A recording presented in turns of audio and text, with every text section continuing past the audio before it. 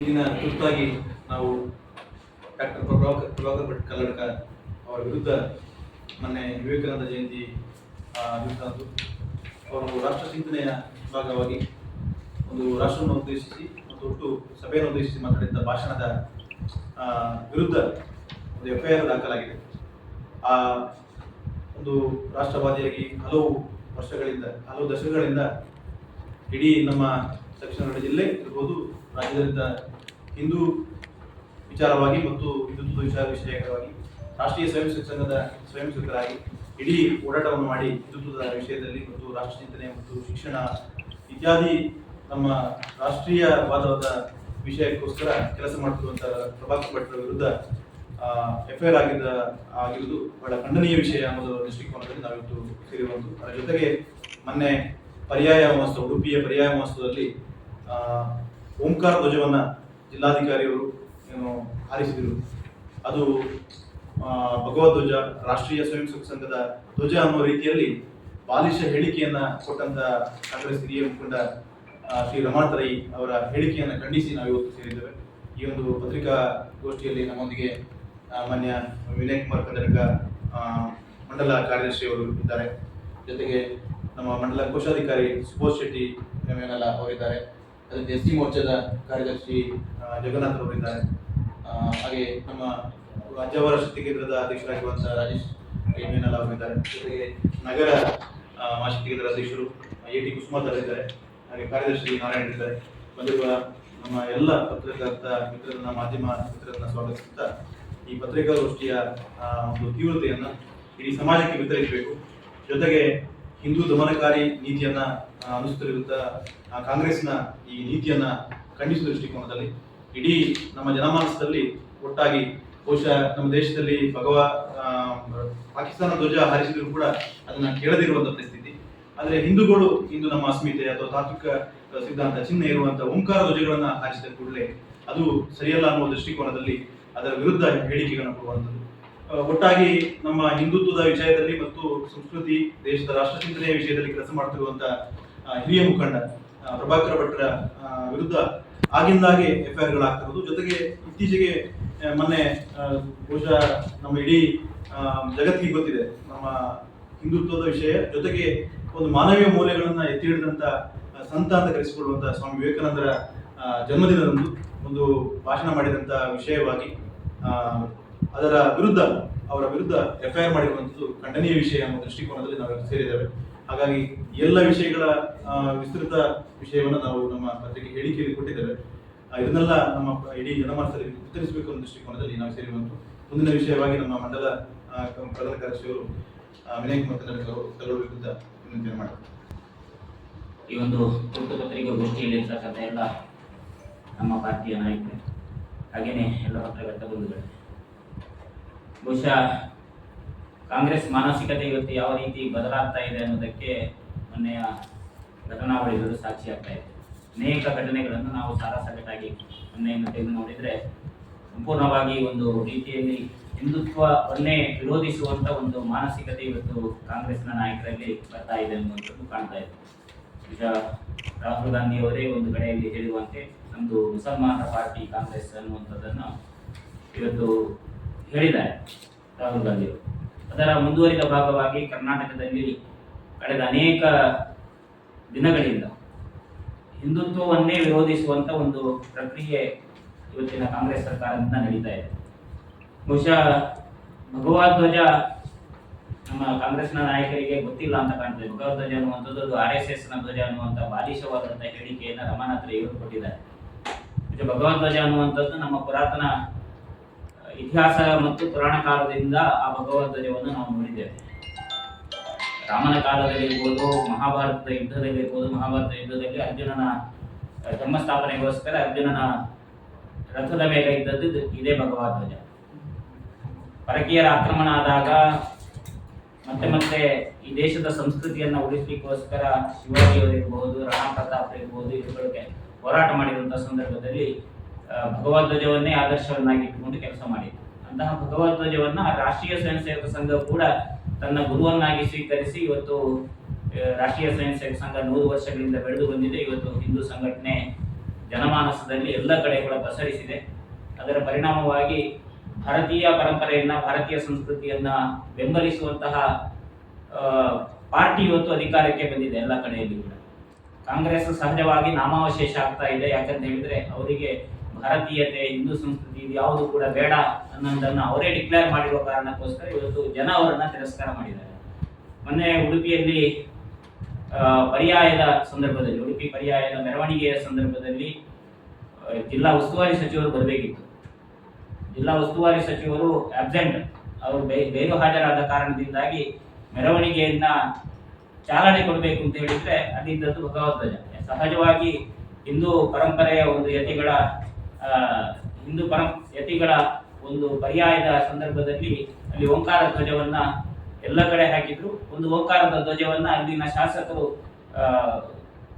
ಜಿಲ್ಲಾ ಉಸ್ತುವಾರಿ ಸಚಿವರ ಗೈರು ಹಾಜರಿಯಲ್ಲಿ ಅಲ್ಲಿನ ಜಿಲ್ಲಾಧಿಕಾರಿಗಳಿಗೆ ಕೊಟ್ಟು ಅದನ್ನ ಮೆರವಣಿಗೆಯನ್ನ ಚಾಲನೆ ಮಾಡಲಿಕ್ಕೆ ಹೇಳಿದ್ದಾರೆ. ಭಗವಧ್ವಜವನ್ನ ಅವರು ಓಂಕಾರದ ಧ್ವಜವನ್ನ ಅಲ್ಲಿನ ಜಿಲ್ಲಾಧಿಕಾರಿಗಳು ಬೀಸಿದ್ದಾರೆ. ಬಹುಶಃ ತಕ್ಷಣದಲ್ಲಿ ಕಾಂಗ್ರೆಸ್ನವರಿಗೆ ಅವರ ಕೋಮುವಾದಿ ಮಾನಸಿಕತೆ ಜಾಗೃತ ಆಗಿದೆ.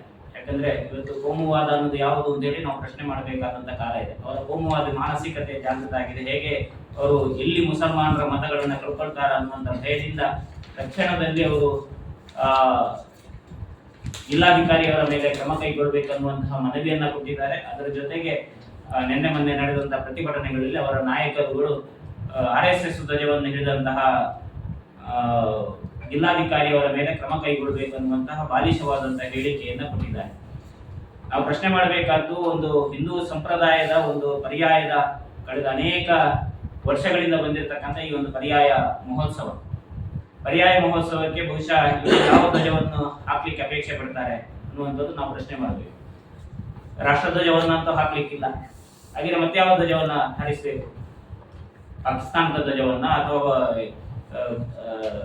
ಕೇಸರಿಯ ಬದಲಾಗಿ ಹಸಿರು ಧ್ವಜವನ್ನು ಹಾರಿಸಬೇಕಿತ್ತ ಅನ್ನುವಂಥದ್ದು ಪ್ರಶ್ನೆ ನಮ್ಮಲ್ಲಿ ಸಹಜವಾಗಿ ಮೂಡುತ್ತದೆ. ಪರ್ಯಾಯದ ಸಂದರ್ಭದಲ್ಲಿ ಕೂಡ ಇವರು ಏನು ಜಾತ್ಯತೀತತೆ ಹೆಸರಿನಲ್ಲಿ ಹಸಿರು ಧ್ವಜವನ್ನು ಹಾರಿಸಬೇಕಿತ್ತ ಅನ್ನುವಂಥದ್ದು ಪ್ರಶ್ನೆ ಸಹಜವಾಗಿ ಬರ್ತದೆ. ಹಾಗಾಗಿ ಈ ಕಾಂಗ್ರೆಸ್ ಮಾನಸಿಕತೆಯನ್ನ ನಾವಿವತ್ತು ಖಂಡನೆ ಮಾಡ್ತಾ ಇದ್ದೇವೆ. ಎಲ್ಲ ಸಮಸ್ತ ಹಿಂದೂ ಬಂಧುಗಳು ಮತ್ತು ಯಾರು ದೇಶಕ್ಕೋಸ್ಕರ ಯೋಚನೆ ಮಾಡ್ತಾರೆ ಅವರುಗಳೆಲ್ಲರೂ ಕೂಡ ಇವತ್ತು ಯೋಚನೆ ಮಾಡಬೇಕಾದಂತಹ ಸಂದರ್ಭಗಳು ಬಂದಿದೆ. ಪ್ರತಿಯೊಂದು ಸಂದರ್ಭದಲ್ಲಿಯೂ ಕೂಡ ಕಲ್ಲಡ್ಕ ಪ್ರಭಾಕರ ಭಟ್ರ ಮೇಲೆ ಈಗ ಮೊನ್ನೆ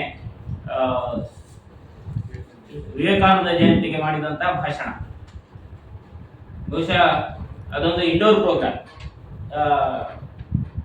ವಿವೇಕಾನಂದ ವಿದ್ಯಾಸಂಸ್ಥೆಗಳ ಆಶ್ರಯದಲ್ಲಿ ನಡೆದಂತ ವಿವೇಕಾನಂದ ಜಯಂತಿ ಕಾರ್ಯಕ್ರಮ. ಅಲ್ಲಿ ಬಹಳ ಚೆನ್ನಾಗಿ ಅವರು ಭಾರತೀಯ ಸಂಸ್ಕೃತಿಯ ಬಗ್ಗೆ, ಹಿಂದೂ ಸಂಸ್ಕೃತಿಯ ಬಗ್ಗೆ ಯಾಕೆ ಬೇಕು ಅನ್ನೋದನ್ನ ಬಹಳ ವಿಸ್ತಾರವಾಗಿ ಬಹಳ ಚೆನ್ನಾಗಿ ಅವರು ಮಾತನಾಡಿದ್ದಾರೆ.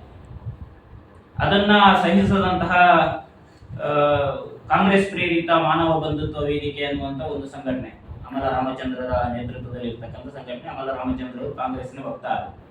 ಆ ಸಂಘಟನೆ ಹೆಸರಿನಲ್ಲಿ ಇವತ್ತು ದೂರು ಕೊಟ್ಟಿದ್ದಾರೆ. ಅದರ ಮೇಲೆ FIR ಅನ್ನು ದಾಖಲಿಸುವಂತ ಕೆಲಸ ಮಾಡ್ತಾ ಇದ್ದಾರೆ. ಹಾಗಿದ್ರೆ ಹಿಂದೂ ಸಂಸ್ಕೃತಿಯ ಪರವಾಗಿ ಮಾತನಾಡುವಂಥದ್ದೇ ಅಪರಾಧವ ಕಾಂಗ್ರೆಸ್ನ ಈ ಸರ್ಕಾರದಲ್ಲಿ ಅನ್ನುವಂಥದ್ದು ನಾವು ಪ್ರಶ್ನೆ ಮಾಡಬೇಕಿದೆ.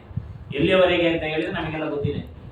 ಬಾಂಗ್ಲಾದೇಶಿಯರು ಅಕ್ರಮವಾಗಿ ಬಂದು ಇಲ್ಲಿ ಬೆಂಗಳೂರಿನಲ್ಲಿ ವಾಸವಾಗಿದ್ದಾರೆ, ಟೆಂಟ್ಗಳಲ್ಲಿ ವಾಸ ಆಗಿದ್ದಾರೆ. ಅದನ್ನ ವಿಡಿಯೋ ಮಾಡಿ ಅದನ್ನು ಪ್ರಶ್ನೆ ಮಾಡಿದಂತಹ ಪುನೀತ್ ಕೆರೆಹಳ್ಳಿಯವರ ಮೇಲೆ ಕೇಸ್ ಆಗುತ್ತೆ. ಆದ್ರೆ ಬಾಂಗ್ಲಾದೇಶಿಯರನ್ನು ಹೊರಹಾಕುವಂತ ಯಾವುದೇ ಪ್ರಕ್ರಿಯೆ ಇವತ್ತು ಈ ರಾಜ್ಯ ಸರ್ಕಾರ ಮಾಡ್ತಾ ಇದೆ. ಅದು ಬಾಂಗ್ಲಾದೇಶದಿಂದ ಬಂದವರು ಯಾರು ಅಂತ ಹೇಳಿದ್ರೆ ಅವರು ಮುಸಲ್ಮಾನರು. ಅದಕ್ಕೋಸ್ಕರ ಇವತ್ತು ಅವರನ್ನು ಬೆಂಬಲಿಸುವಂತ, ಅವರಿಗೆ ವೋಟರ್ ID ಕಾರ್ಡ್ ಅನ್ನ, ಅವರ ರೇಷನ್ ಕಾರ್ಡ್ ಅನ್ನ ಕೊಡಿಸುವಂತ, ಅವರಿಗೆ ಆಧಾರ್ ಕಾರ್ಡ್ ಅನ್ನು ಕೊಡಿಸುವಂತ ಕೆಲಸ ಕಾಂಗ್ರೆಸ್ ಪ್ರೇರಿತ ಸರ್ಕಾರದಲ್ಲಿ ಇವತ್ತು ನಡೀತಾ ಇದೆ ಅಂತ ಹೇಳಿದ್ರೆ ಇದಕ್ಕಿಂತ ದೇಶದ್ರೋಹದ ಕೆಲಸ ಯಾವುದಿದೆ ಅಂತ ಹೇಳಿ ನಾವು ಇವತ್ತು ಕಾಂಗ್ರೆಸ್ ಅನ್ನ ಪ್ರಶ್ನೆ ಮಾಡಬೇಕು. ಅಂತಹ ಪ್ರಯತ್ನವನ್ನು ಬಯಲಿಗೆಳೆದಂತಹ ಪುನೀತ್ ಕೆರೆಹಳ್ಳಿ ಅವರ ಮೇಲೆ ಇವತ್ತು ಕೇಸ್ ಆಗ್ತದೆ. ದೇಶದ್ರೋಹಿಗಳ ಮೇಲೆ ವಿದೇಶದಿಂದ ಬಂದು ಇಲ್ಲಿ ಅಕ್ರಮವಾಗಿ ನುಸುಳಿದನ್ನು ಪತ್ತೆ ಹಚ್ಚುವುದೇ ಅಪರಾಧ ಅಂತ ಹೇಳಿದ್ರೆ ಈ ರಾಜ್ಯ ಸರ್ಕಾರದ ಸ್ಥಿತಿ ಏನು ಅನ್ನುವಂಥದ್ದು ನಾವು ಪ್ರಶ್ನೆ ಮಾಡಬೇಕಿದೆ. ಇವರ ಮಾನಸಿಕತೆ ಎಂತಹದ್ದು? ನಾವು ಏನು ಮಾಡಿದ್ರು ನಡೀತದೆ, ನಮ್ಮಲ್ಲಿ ಸರ್ಕಾರದ ಬಲ ಇದೆ, ಶಾಸಕರ ಬಲ ಇದೆ ಅನ್ನುವಂಥದ್ದನ್ನ ಇವತ್ತು ಅವರು ಸಾಧನೆ ಮಾಡಿ ತೋರಿಸ್ತಾ ಇದ್ರೆ ಅವರಿಗೆ ನೆನಪಿರಬೇಕು, ಯಾವುದೇ ಸರ್ಕಾರದ ಅಧಿಕಾರ ಶಾಶ್ವತ ಅಲ್ಲ. ಏನೋ ಗ್ಯಾರಂಟಿಗಳ ಆಶ್ವಾಸನೆಯನ್ನ, ಕೊಳ್ಳು ಭರವಸೆಗಳನ್ನ ನೀಡಿ ಇವತ್ತು ಅವರು ಸೀಟುಗಳನ್ನ ಗೆದ್ದಿರ್ಬೋದು. ಆದ್ರೆ ಇವತ್ತು ಕೂಡ ಅವರಿಗೆ ಸ್ಪಷ್ಟವಾಗಿ ಗೊತ್ತಿದೆ ಮುಂದಿನ ಸರ್ಕಾರದಲ್ಲಿ ನಾವು ಚುನಾವಣೆಗೆ ಗೆಲ್ಲೋದಿಲ್ಲ ಅನ್ನುವಂಥದ್ದು ಅವರಿಗೆ ಭದ್ರ ಆಗಿದೆ. ಅದಕ್ಕೋಸ್ಕರ ಇವತ್ತು ಅಧಿಕಾರದ ಪೈಪೋಟಿ ಅವರಿಗೆ ಯಾರಾದ್ರೂ DK ಶಿವಕುಮಾರ್ ಇರ್ಬೋದು, ಸಿದ್ದರಾಮಯ್ಯ ಇರ್ಬೋದು, ಅವರೊಳಗೆ ಅಧಿಕಾರದ ಪೈಪೋಟಿ ಯಾಕೆ ಅಂತ ಹೇಳಿದ್ರೆ ಅವರಿಗೆ ಇಬ್ಬರಿಗೂ ಗೊತ್ತಿದೆ 2028ರ ಚುನಾವಣೆಯಲ್ಲಿ ನಾವು ಬರೋದಿಲ್ಲ. ಹಾಗಾಗಿ ಮುಖ್ಯಮಂತ್ರಿ ಆಗಬೇಕಾದ್ರೆ ಈಗಲೇ ಅವಕಾಶ ಹೊರತು ಇನ್ನು ಅವಕಾಶ ಇಲ್ಲ ಅನ್ನುವಂಥದ್ದು ಡಿ ಕೆ ಶಿವಕುಮಾರ್ಗೆ ಸ್ಪಷ್ಟವಾಗಿ ಗೊತ್ತಿದೆ. ಅದಕ್ಕೋಸ್ಕರ ಇವತ್ತು ಅಧಿಕಾರದ ಗುದ್ದಾಟ ನಡೀತಾ ಇದೆ. ಈ ಒಂದು ಅಧಿಕಾರದ ಗುದ್ದಾಟದ ಹಿನ್ನೆಲೆಯಲ್ಲಿ ಇವತ್ತು ಒಟ್ಟಾರೆಯಾಗಿ ಸಾರಾಸಗಟಾಗಿ ಇಸ್ಲಾಮಿಕ್ ಮಾನಸಿಕತೆಯನ್ನ ಬೆಂಬಲಿಸುವಂತಹ ಒಂದು ಸರ್ಕಾರ ನಮ್ಮಲ್ಲಿರುವಂತದ್ದು ಬಹಳ ದೊಡ್ಡ ದುರಂತ. ಬಹುಶಃ ಮುಂದಿನ ದಿನಗಳಲ್ಲಿ ಸರ್ಕಾರಕ್ಕೆ ಜನ ತಕ್ಕ ಪಾಠ ಕಲಿಸ್ತಾರೆ. 2028ಕ್ಕೆ ವರೆಗೆ ಚುನಾವಣೆಗೆ ಕಾಯ್ಬೇಕು, ಅದಕ್ಕಿಂತ ಮೊದಲು ಕಾಯ್ಬೇಕು ಅನ್ನುವಂಥದ್ದು ನನಗೆ ಗೊತ್ತಿಲ್ಲ. ಆದ್ರೆ ಮುಂದಿನ ವಿಧಾನಸಭಾ ಚುನಾವಣೆಯಲ್ಲಿ ಸರ್ಕಾರವನ್ನ, ಕಾಂಗ್ರೆಸ್ನ ಪಕ್ಷವನ್ನ ಸಂಪೂರ್ಣವಾಗಿ ಜನ ತಿರಸ್ಕರಿಸ್ತಾರೆ ಅನ್ನುವಂಥದ್ದು ಮೊನ್ನೆ ನಡೆದಂತ ಉಪಚುನಾವಣೆಗಳಲ್ಲಿ ಗೊತ್ತಾಗಿದೆ. ಹಾಗಾಗಿ ಇವತ್ತು ಏನು ದುರ್ಯೋಧನನ ದುಸ್ಸಾಹಸ ಅಂತ ಹೇಳ್ಬೋದು. ದುರ್ಯೋಧನನಿಗೆ ತಾನು ಮಾಡ್ತಾ ಇರುವಂತದ್ದು ತಪ್ಪು ಅಂತ ಗೊತ್ತಿದ್ರು ಕೂಡ ಇವತ್ತು ಸಿದ್ದರಾಮಯ್ಯರು ಒಂದು ರೀತಿಯ ದುರ್ಯೋಧನನ ವರ್ತನೆಯನ್ನು ಮಾಡ್ತಾ ಇದ್ದಾರೆ. ನಾನು ಕೊನೆಯ ತನಕ ಇದನ್ನು ಮಾಡಿಯೇ ಸಿದ್ಧ ಅನ್ನುವಂತಹ ಒಂದು ಹುಂಬತನದಲ್ಲಿ ಇವತ್ತು ಕೆಲಸ ಮಾಡ್ತಾ ಇದ್ದಾರೆ. ಹಾಗಾಗಿ ದುರ್ಯೋಧನನ ತೊಡೆ ಮುರಿಯುವಂತ ಕಾಲ ಬಂದೇ ಬರ್ತದೆ. ಅವರ ಏನು ಆ ಮಾನಸಿಕತೆ ಏನಿದೆ ಅದನ್ನ ನಾಶ ಮಾಡುವಂತ ಮತ್ತು ಧರ್ಮದ ಸ್ಥಾಪನೆ ಆಗುವಂತ ಕಾಲ ಖಂಡಿತವಾಗಿ ಬರ್ತದೆ. ಅದು ನಮಗೆಲ್ಲರಿಗೂ ಗೊತ್ತಿರತಕ್ಕಂಥ ಸಂಗತಿ. ಆದ್ರೆ ಆ ದುಸ್ಸಾಹಸಕ್ಕೆ ಅವರು ಹೋದ್ರೆ ಅದರ ಪರಿಣಾಮವನ್ನ ಅವರು ನೇರವಾಗಿ ಎದುರಿಸಬೇಕಾದಿತ್ತು ಅನ್ನುವಂತ ಎಚ್ಚರಿಕೆಯನ್ನು ಕೂಡ ಈ ಸಂದರ್ಭದಲ್ಲಿ ನಾವು ನೀಡ್ತಾ ಇದ್ದೇವೆ. ಬಹುಶಃ ಪ್ರಭಾಕರ್ ಭಟ್ರ ಮೇಲೆ ಇವತ್ತು ಕೇಸು ಹಾಕಿ ಅವರನ್ನು ಮಣಿಸುವಂತ ಒಂದು ಪ್ರಯತ್ನ. ಅವರು ಸುಮಾರು 80 ವರ್ಷದ ಹಿರಿಯರು. ಅವರನ್ನು ಕೂಡ ಇವತ್ತು ಕೇಸುಗಳ ಮೇಲೆ ಕೇಸು ಹಾಕಿ ಅವರನ್ನ ಬಗ್ಗುಬಡಿಬಹುದು ಅನ್ನುವಂತ ಒಂದು ಭ್ರಮೆ ಈ ಸರ್ಕಾರಕ್ಕಿದೆ. ಹಿಂದೂ ಸಮಾಜಕ್ಕೆ ಕೇಸುಗಳೇನು ಕಷ್ಟಲ್ಲ. ಅನೇಕ ಕೇಸುಗಳನ್ನು ಎದುರಿಸಿ, ಇದು ಹೊಸ ಸಂಘಟನೆ ಅಲ್ಲ. ಕಾಂಗ್ರೆಸ್ ಸರ್ಕಾರ ಎಲ್ಲಿಯವರೆಗೆ ಅಂತ ಹೇಳಿದ್ರೆ ಹುಬ್ಬಳ್ಳಿಯ ಈದ್ಗಾ ಮೈದಾನ ಅಂತ ಹೇಳಿಕೊಂಡು ಹುಬ್ಬಳ್ಳಿಯ ಕಿತ್ತೂರು ರಾಣಿ ಚೆನ್ನಮ್ಮನ ಮೈದಾನದಲ್ಲಿ ಕೂಡ ರಾಷ್ಟ್ರಧ್ವಜವನ್ನು ಕೂಡ ಹಾರಿಸಬಾರದು ಅನ್ನುವಂತ ಅದನ್ನು ತಡೆಯಲಿಕ್ಕೆ ಹೊರಟಂತ ಸರ್ಕಾರ ಕಾಂಗ್ರೆಸ್ನ ಮಾನಸಿಕತೆ. ಹಾಗಾಗಿ ರಾಷ್ಟ್ರಧ್ವಜವನ್ನು ಹಾರಿಸಲಿಕ್ಕೆ ಬಿಡಲಾರದಂತ ಮಾನಸಿಕತೆ ಉಳ್ಳಂತಹ ಕಾಂಗ್ರೆಸ್ ಭಗವಧ್ವಜವನ್ನ, ಹಿಂದೂ ಧ್ವಜ ಸಂಕೇತವಾದಂತಹ ಓಂಕಾರದ ಧ್ವಜವನ್ನ ವಿರೋಧಿಸುವುದರಲ್ಲಿ ಆಶ್ಚರ್ಯ ಇಲ್ಲ. ಆದ್ರೆ ಈ ಮಾನಸಿಕತೆ ಅವರು ಬಿಡಬೇಕು. ಯಾಕಂತ ಹೇಳಿದ್ರೆ ಇವತ್ತು ಭಾರತ ದೇಶ ಇದು ಸ್ಪಷ್ಟವಾಗಿ, ಅದು ಯಾವುದೇ ನಿಸ್ಸಂಶಯವಾಗಿ ಕೂಡ ಇದು ಸನಾತನ ಸಂಸ್ಕೃತಿ ಉಳ್ಳಂತಹ ದೇಶ ಮತ್ತು ಅನೇಕ ವರ್ಷಗಳ ಪರಂಪರೆಯನ್ನ, ಇತಿಹಾಸವನ್ನು ಹೊಂದಿದಂತ ದೇಶ. ಇಲ್ಲಿ ಈ ದೇಶದ ಸಂಸ್ಕೃತಿ ಉಳಿಬೇಕು ಹೊರತು ಯಾವುದೋ ವಿದೇಶಿ ಸಂಸ್ಕೃತಿ, ಯಾವುದೋ ವಿದೇಶಿ ಮಾನಸಿಕತೆ ಇಲ್ಲಿ ಉಳಿಬಾರದು, ಅದು ಬೆಳಿಬಾರದು ಅನ್ನುವಂಥದ್ದು ಅದು ನಿಸ್ಸಂಶಯ. ಈ ದೇಶದಲ್ಲಿ ಜಾತ್ಯತೀತ ಅನ್ನುವಂಥ ಪದಕ್ಕೆ ನಿಜವಾದ ಅರ್ಥ ಬರಬೇಕು. ಅದರ ಬದಲಾಗಿ ಹಿಂದುತ್ವವನ್ನು ವಿರೋಧಿಸುವುದೇ ಜಾತ್ಯತೀತತೆ ಅನ್ನುವಂಥ ಕಾಂಗ್ರೆಸ್ ಮಾನಸಿಕತೆ ಏನಿದೆ ಅದನ್ನು ನಾವು ಅತ್ಯಂತ ಉಗ್ರವಾಗಿ ಖಂಡಿಸ್ತೇವೆ. ಮತ್ತು ಈ ದಮನಕಾರಿ ನೀತಿ ಖಂಡಿತವಾಗಿ ಕೊನೆಗೊಳ್ಳಬೇಕು. ನ್ಯಾಯಾಲಯದಿಂದ ಪದೇ ಪದೇ ಚೀಮಾರಿಗಳನ್ನು ಹಾಕಿಸಿಕೊಳ್ತಾ ಇದ್ದರೂ ಕೂಡ ಇವತ್ತು ಸರ್ಕಾರ ಮತ್ತೆ ಇಂತಹ ದುಸ್ಸಾಹಸಕ್ಕೆ ಹೋಗ್ತಾ ಇದೆ. ಅದನ್ನು ಬಿಡಬೇಕು ಅನ್ನುವಂತ ಒತ್ತಾಯವನ್ನು ನಾವು ಈ ಸಂದರ್ಭದಲ್ಲಿ ಮಾಡ್ತಾ ಇದ್ದೇವೆ. ಖಂಡಿತವಾಗಿ ಕೂಡ ಸರ್ಕಾರ ಇದನ್ನ ಏನು ಈ ನೀತಿ ಏನಿದೆ ಅದನ್ನ ಬಿಡಬೇಕು. ಅದರ ಜೊತೆಗೆ ಪೊಲೀಸ್ ಅಧಿಕಾರಿಗಳು ಕೂಡ ಇವತ್ತು ವಾಸ್ತವತೆಯನ್ನ ಅರ್ಥ ಮಾಡಿಕೊಳ್ಬೇಕು. ಸರ್ಕಾರದ ಕೈಗೊಂಬೆಗಳ ಹಾಗೆ ವರ್ತನೆ ಮಾಡೋದಲ್ಲ. ಭಾಗೀರಥಿಯವರ ಮೇಲೆ ಕೇಸ್ ಹಾಕಿದ್ರೆ ಅದನ್ನ ಭಾಗೀರಥಿಯವರ ಮೇಲೆ ಯಾರೋ ಅವಾಚ್ಯವಾಗಿ ಫೇಸ್ಬುಕ್ ಅಲ್ಲಿ ಬರೆದ್ರೆ ಅದನ್ನು ಕೂಡ 10ರೊಟ್ಟಿಗೆ 11 ಅನ್ನುವಂತಹ ಕೇಸ್ ಅನ್ನುವಂತ ರೀತಿಯಲ್ಲಿ ಇದೆ.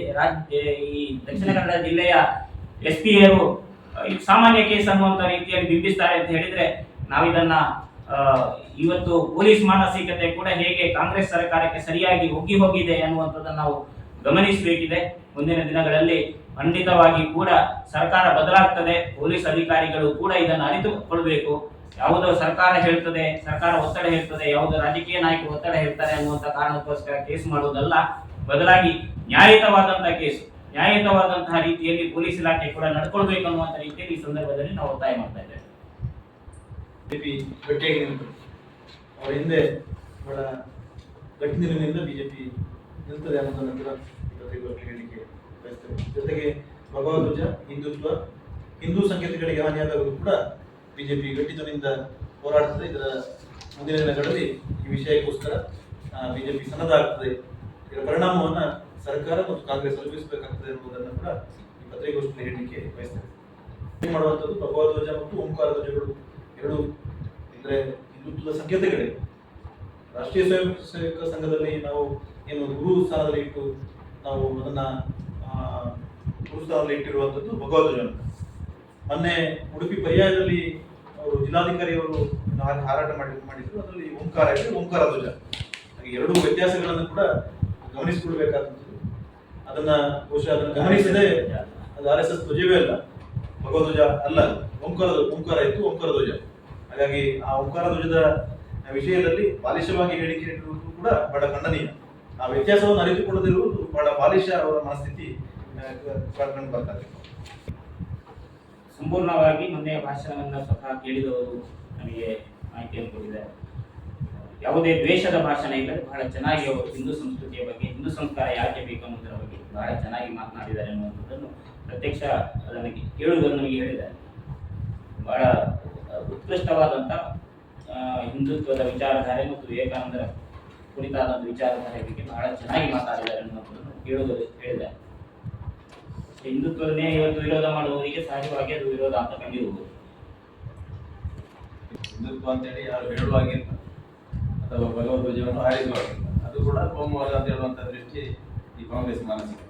ಈಗ ಕಾಂಗ್ರೆಸ್ ಸರ್ಕಾರ ಇದೆ, ಎಲ್ಲ ದೇವಸ್ಥಾನಗಳಲ್ಲಿ ಅವರ ಕಾರ್ಯಕರ್ತರುಗಳಿಗೆ ದೇವಸ್ಥಾನದ ಆಡಳಿತ ಮಂಡಳಿ ಇದೆ. ಅವರು ಓಂಕಾರದ ಧ್ವಜವನ್ನು ಅಲ್ಲಿಯೆಲ್ಲ ತಿರಸ್ಕರಿಸ್ತಾರ ಅನ್ನುವಂಥದ್ದು ನಾವು ಪ್ರಶ್ನೆ ಮಾಡಬೇಕು. ಕುಡಿದ್ರವರಲ್ಲಿ ತಿರಸ್ಕಾರ ಮಾಡಿ ಎಲ್ಲ ದೇವಸ್ಥಾನಗಳಲ್ಲಿ ನೋಡೋಣ. ಓಂಕಾರದ ಧ್ವಜ ಹಾಕದೇನೆ ಅವರು ಜಾತ್ರೆ ಮಾಡ್ತಾರ, ಸಮಾರಂಭಗಳನ್ನು ಮಾಡ್ತಾರ ಆ ದೇವಸ್ಥಾನಗಳಲ್ಲಿ. ಮಾನಸಿಕತೆ ಹೇಗಿದೆ ಅನ್ನುವಂಥದ್ದು ನನ್ನ ಮನೆ ಭಾಷಣದಲ್ಲಿ ಕೂಡ ಹೇಗಿದೆ. ನಾವು ಮನವಿ ಕೊಡ್ಲಿಕ್ಕೆ ನಮ್ಮ ಮಹಿಳಾ ಮೋರ್ಚಾದ ನೇತೃತ್ವದಲ್ಲಿ ನಾವು ಹೋಗ್ಬೇಕು ಅಂತ ಹೇಳಿದ್ರೆ ಅವರು 2-3 ಫೈಲ್ಗಳನ್ನು ತೆಗೆದು ಟೇಬಲ್ ಮೇಲೆ ಇಟ್ಟಿದ್ರು. ಒಂದರಲ್ಲಿ ಸಿದ್ದರಾಮಯ್ಯರಿಗೆ ಯಾರೋ ಶ್ರದ್ಧಾಂಜಲಿ ಹಾಕಿರುವಂತಹ ಒಂದು ಕೇಸಿನ ಫೈಲ್, ಅದು ಮಾಲೆ ಹಾಕಿನ ಒಂದು ಸಿದ್ದರಾಮಯ್ಯನ ಬಗ್ಗೆ ಹಾಕಿದಂತ ಒಂದು ಫೈಲ್, ಮತ್ತೊಂದು ರಾಹುಲ್ ಗಾಂಧಿ ಅವರ ಮೇಲೆ ಯಾರು ಬರೆದಂತ ಒಂದು ಫೈಲ್. ಅಂದ್ರೆ ಅವರು ಪ್ರಿಪೇರ್, ಅವರ ಮಾನಸಿಕತೆ ಹೇಗೆ ಪ್ರಿಪೇರ್ ಆಗಿತ್ತು ಅಂತ ಹೇಳಿದ್ರೆ ನೋಡಿ, ಇದನ್ನು ಕೂಡ ನಾವು ಇದೆ, ಅದಕ್ಕೆ ಸರಿಯಾಗಿ ಇದೆ, ಇದನ್ನು ತೋರಿಸುವಂತ ಮಾನಸಿಕತೆ ನಮಗೆ ಯಾಕೆ ಬೇಕು? ರಾಹುಲ್ ಗಾಂಧಿ ಮೇಲೆ ಕೇಸ್ ಹಾಕ್ತಾರೋ, ರಾಹುಲ್ ಗಾಂಧಿ ಮೇಲೆ ಬರೆದವರ ಮೇಲೆ ಕೇಸ್ ಹಾಕ್ತಾರೋ, ಸಿದ್ದರಾಮಯ್ಯ ಮೇಲೆ ಬರೆದವರ ಮೇಲೆ ಕೇಸ್ ಹಾಕ್ತಾರೋ, ಅದು ಅಪ್ರಸ್ತುತ. ನಾವು ಮನವಿ ಕೊಡ್ಲಿಕ್ಕೆ ಹೋಗಿರುವಂತದ್ದು ನಮ್ಮದೇ ಏನು ಅಂತ ಹೇಳಿ ಅವರು ಇದನ್ನು ಮತ್ತು ಅದನ್ನು ಟ್ಯಾಲಿ ಮಾಡಿ ಅದರ ಹಾಗೆ ಇದು SP ಅವರ ಮಾನಸಿಕತೆ ನಾನು ಹೇಳ್ತಾ ಇದ್ದೇನೆ. ಬಹಳ ದಕ್ಷರು ಅಂತ ಅವರು ಹೇಳಿಕೊಡ್ತಾರೆ. ನಮಗೆ ಅವರ ದಕ್ಷತೆಯ ಬಗ್ಗೆ ನಮಗೇನು ಭಿನ್ನಾಭಿಪ್ರಾಯಗಳಿಲ್ಲ. ಆದರೆ ಹೇಗೆ ಒಬ್ಬ ಶಾಸಕರ ಮೇಲೆ ಕೇಸ್ ದಾಖಲಿಸಿದಾಗ ನಾವು ಪ್ರಶ್ನೆ ಮಾಡಬಹುದು. ಇವರು ದೌರ್ಜನ್ಯದ ಬಗ್ಗೆ ಮಾತನಾಡ್ತಾರೆ. ಪುತ್ತೂರಿನ ಶಾಸಕ ಅಶೋಕ್ ರೈ ಅವರ ಬಗ್ಗೆ ಯಾರೋ ವಾಟ್ಸಪ್ ಅಲ್ಲಿ ಮಾಡಿದ್ರು ಅಂತ ಹೇಳಿ ಬಂದು ಶಾಸಕರ ಬೆಂಬಲಿಗರು ರಾತ್ರೋರಾತ್ರಿ ಸುಳ್ಯಕ್ಕೆ ಬಂದು ಜಯನಗರದಲ್ಲಿ ಬಂದು ಆತನ ಮನೆಗೆ ನುಗ್ಗಿ ಧುಮಕಿ ಹಾಕಿ ಹೋಗ್ತಾರೆ. ಕೇಸ್ ದಾಖಲಾಗಿಲ್ಲ.